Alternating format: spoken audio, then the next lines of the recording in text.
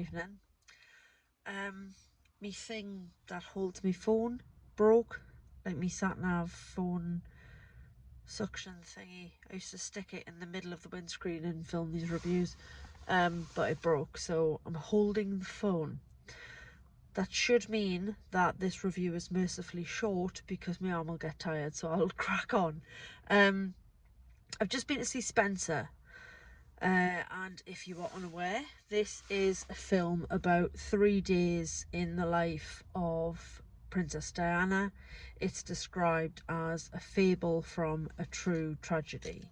So they're not claiming, the filmmakers are not claiming that this is real. What they're saying is that this is a take on what it might have been like for Diana inside that bubble or prison, or however you want to look at it. It's very good. I'm going to start with that. It is very, very, very good. The lead role of Diana, Princess of Wales, is played by Kristen Stewart, and you will know her from various things, all the way back to when she was a teenager in Panic Room with Jodie Foster, right through to being Bella Swan in the Twilight films and various other things as well. She's a fantastic actress. I'll be honest, having rewatched the Twilight films in recent years with Eva, I did actually find her quite annoying as Bella, but I think that's more the character of Bella rather than the way that Kristen Stewart was playing her. But yeah, I've always thought she was talented. Her performance in this as Diana is just off the scale, and it's not an impersonation. It's not like... It's just really tapping into the essence of her. And it's eerie at times. Like, she looks so much like her, but like I say, it's not just in the way she looks, although that, you know, she does look a fair bit like her, and the blonde hair, and it's everything. It's the body language and the mannerisms and the gestures, and yes, there is a lot of the tilted head and the eyes down and all those things that, you know, we've seen parodied about Diana, sort of from the interview she's done and stuff like that, where people would the sort of tap in. I'm sure, was it Rory Bremner did a parody of that, told you me I would get at, did a parody of that Martin Bashir interview with all the head tilting. So yeah, there's a lot of that going on, but it's not just that. It's, she's obviously studied her and looked at the way she moves, and it's the quality of her voice and the way she sort of is very quiet, but then, you know, frustrated, and it's a ridiculously good performance. Everybody else in it is good as well. I've got a really itchy nose, sorry.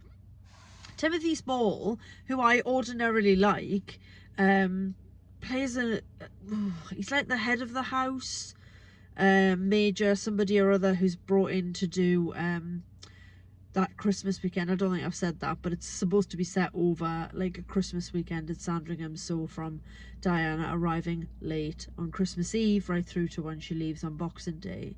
So yeah, Timothy Spall's like a major who's in charge of making everything, not a butler, but making sure everything runs smoothly, keeping an eye on security. Obviously there's a lot of talk about the paparazzi being the photographers being interested in Diana, and he's just creepy. He's a really creepy sort of, this is my job, I serve my queen, I will, you know, do my job to the best of my abilities, even if that means being a massive creepy meanie. So articulate. So he's really good in that. I hated him in that part. Yeah, it's really good. It's really good. The music's really jarring, and it's mainly, obviously, I say obviously, but it's a lot of classical music. There's quite a funny scene during Christmas evening dinner, where Diana's getting quite stressed, and there's like really intense strings, like to say, this is a tense scene, listen to these strings, they are tense. But then obviously there's an actual string quartet in the room. It's like something out of a Naked Gun film, where it would like pan out and there'd actually be a string quartet, but there is, because it's Sandringham and it's Christmas Day and they're having dinner, so obviously there's an actual like live string quartet in the room. It really doesn't shy away from dealing with Diana's problems with disordered eating. Obviously it was quite well documented that she was bulimic, and we do see evidence of that, and I think it's handled sensitively, but it certainly makes you uncomfortable in certain scenes, which is, you know, to be expected, because it's not a nice thing, but it's part of who she was, and all the stress around the food. And there's so much food in this film, like so much food, and they talk about food and they plan the food and the food.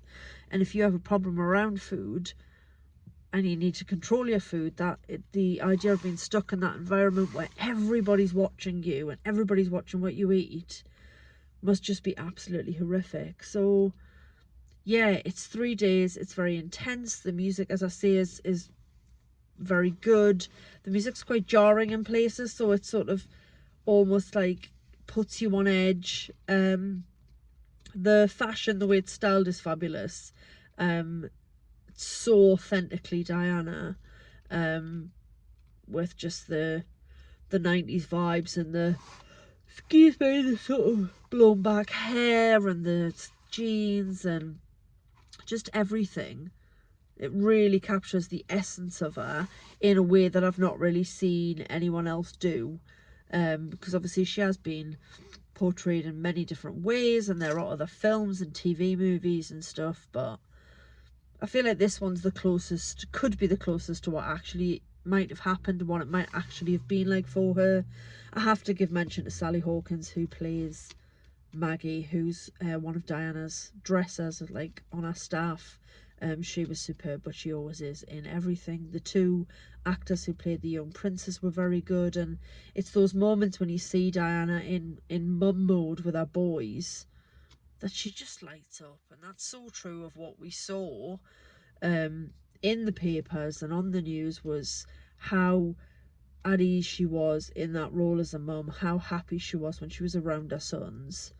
And you're just watching this film thinking, I wish she'd had more of that. I wish she'd seen them grow up. I wish, you know, I know she did break free, but that she'd stayed free and it hadn't all ended the way it did. But it was an excellent film.